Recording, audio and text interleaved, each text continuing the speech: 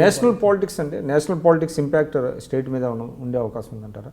అంటే ఇవాళ బీజేపీ నేతృత్వంలోని ఎన్డీఏ తెలంగాణకి పెద్దగా ప్రయోజనం ఏం కలిగించలేదు. ఇక్కడ రాష్ట్రానికి రావాల్సినటువంటి యొక్క కొన్ని బయ్యారం గనులు కానివ్వండి, ఐటీఐఆర్ కానివ్వండి, తర్వాత విభజన బిల్లులోని అంశాలు కానివ్వండి, ఇట్లాంటి కొన్ని చెప్తున్నారు. సో దాని ఇంపాక్ట్ కూడా కొంత మీకు కలిసి వచ్చే అవకాశం ఉందా? ఖచ్చితంగా ఉందండి. వాళ్ళు ఐదేళ్ల ముందు ఏమైతే తీసుకొస్తారన్నారో, మేనిఫెస్టోలో పెడతా అన్నారో, ఎజెండా ఏముండిందో, మన స్టేట్ డివిజన్లో ఏమైతే మన అంశాలు రాసినారో అవన్నీ కూడా ఏది కూడా టీఆర్ఎస్ ప్రభుత్వం అధికారంలో ఉండి నిలబెట్టుకోలేకపోయినారు. ఎంపీలు కూడా మ్యాక్సిమం రాష్ట్రంలో వాళ్ళే ఉన్నారు. మొత్తం మెజారిటీ అసెంబ్లీలో కూడా వాళ్ళే ఉన్నారు. అటువంటి పరిస్థితిలో వాళ్ళు ఇంకా చెప్పుకోవడానికి ఏమున్నది? బీజేపీతోని వాళ్ళు రకరకాల టాక్టికల్ అండర్స్టాండింగ్లో ఉన్నారు. మరి అటువంటి పరిస్థితిలో ఐటీఐఆర్ కానీ, మీరు అన్నట్టు బయ్యారం స్టీల్ ఇండస్ట్రీ కానీ, లేకపోతే special category status to some backward areas in the Telangana state in tribal ఏరియాస్కి ఉండింది. అది నేషనల్ స్టేటస్ ఫర్ కాళేశ్వరం కూడా national status for this project. So ఇవన్నీ కూడా అంటే నేషనల్ ఇష్యూస్ కూడా కొంత అంటే రాష్ట్ర రాజకీయాల మీద ఇంపాక్ట్ అయ్యే అవకాశం ఉందంటారు? ఖచ్చితంగా ఉంటుంది. దాని మీద చెప్పుకొని మేము చేసినామని చెప్పి చెప్పుకోవడానికి ఏం లేదు. సో ఇవన్నీ కూడా ఖచ్చితంగా కూడా దాని ఇంపాక్ట్ ఉంటుందని చెప్పి మేము ఖచ్చితంగా ఉంటుందండి.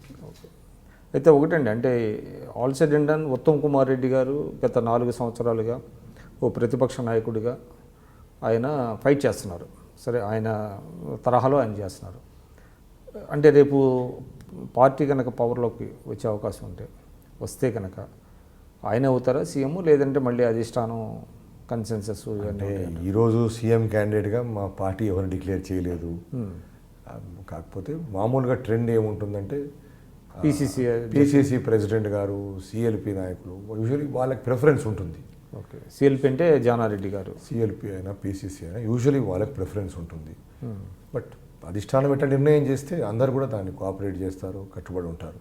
సో అదొకటే పెద్ద అప్రహెన్షన్ కింద జనం రేపొద్దున అధికారం అప్పచెప్తే వీళ్ళు అధికారం కోసం కొట్టుకుంటారేమో. ప్రదేశ్ కాంగ్రెస్ కమిటీ అధ్యక్షుడే ఆయన ఇంటర్వ్యూ రీసెంట్లీ ఇచ్చినారు.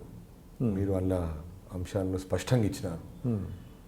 నేను రేపు ఎవరు ముఖ్యమంత్రి అయినా కూడా నేను వాళ్ళ దగ్గర పనిచేయడానికి సిద్ధంగా ఉన్నాను. అధిష్టానం ఏ నిర్ణయం తీసుకున్నా కూడా దానిపైన కట్టుబడి ఉంటాను.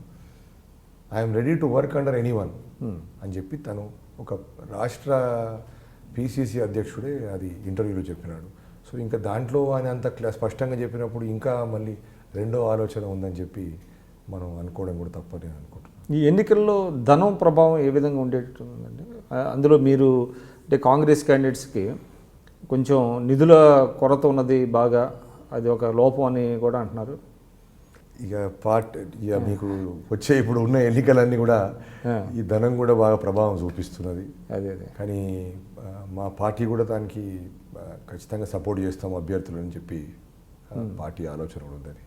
సో ఖచ్చితంగా కూడా ఏదైతే పార్టీ తరఫున ఎంత సపోర్ట్ చేయాలో ఖచ్చితంగా పార్టీ కూడా సపోర్ట్ చేస్తుంటుంది. అంటే with in the EC limits అంటారా? సో పార్టీ పరంగా ఎటువంటి సపోర్టు వాళ్ళు చేయగలుగుతారో, ఏం ఎక్స్పెక్ట్ చేయగలుగుతారో అంటే బికాజ్ ఆల్సో అంటే విత్ ఆల్ సీరియస్నెస్ అంటే ఇవాళ money plays a major role in ఇది కదా. కాబట్టి వాళ్ళ డబ్బులు ఉన్న వాళ్ళకే టికెట్ ఇచ్చే పరిస్థితి. Money is not first and the last role in the Congress party. Okay, as you said, మీరు అన్నట్టు it plays a important role, but it is not first and last word of selecting a candidate. I mean అటువంటి ఎక్కడ కూడా మా దగ్గర agenda లేదు. I mean definitely you will select people who are capable and who will be able to take the campaign forward. We have got a good name. There are so many standings. అవన్నీ దృష్టిలో పెట్టుకునే ఇస్తారు. దాంతో పాటు that is not the problem. That is not the only criteria. It is one of the criteria. Okay. I mean, for any political party, at least for our political party, that is one of the criteria. As you said. అంటే ఎందుకంటే ఇటీవల మనం చూసాము, అంటే నిధుల లేమితో AICC చాలా ఇబ్బందిగా ఉంది. కొంతమందిని ఐడెంటిఫై చేస్తుంది, పారిశ్రామికవేత్తలని ఫండ్స్ అడుగుతుంది, వాటిని స్టేట్స్కి పంపిస్తున్నారు. ఇక్కడ కూడా తెలంగాణలో కూడా చాలామంది అభ్యర్థులకి డబ్బులు లేకపోవటం, అదేవిధంగా టీఆర్ఎస్ అభ్యర్థులేమో ఆల్రెడీ వాళ్ళు రూలింగ్లో ఉండటం వలన వాళ్ళకి అది అడ్వాంటేజ్ అవుతుంది అనేటువంటి ఒక జస్ట్ అంటే డబ్బుతోనే మనం ఒక ఎలక్షన్ కొనుగోలు చేస్తాం అనేది అది కాదండి.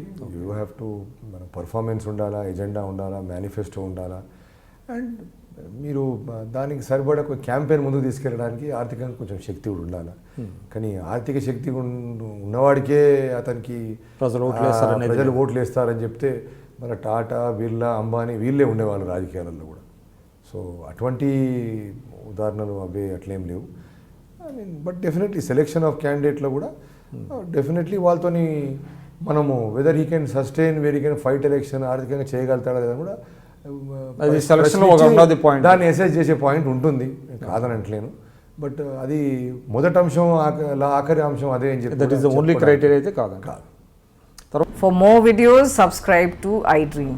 And loads of fun entertainment and content, do watch iDreams. Do subscribe iDream Media. దయచేసి iDreamsకి మీరు సబ్స్క్రైబ్ చేయాల్సిందిగా నేను కోరుతున్నాను. I am Dr. Nayak, DT Nayak. For more videos, please subscribe to iDream.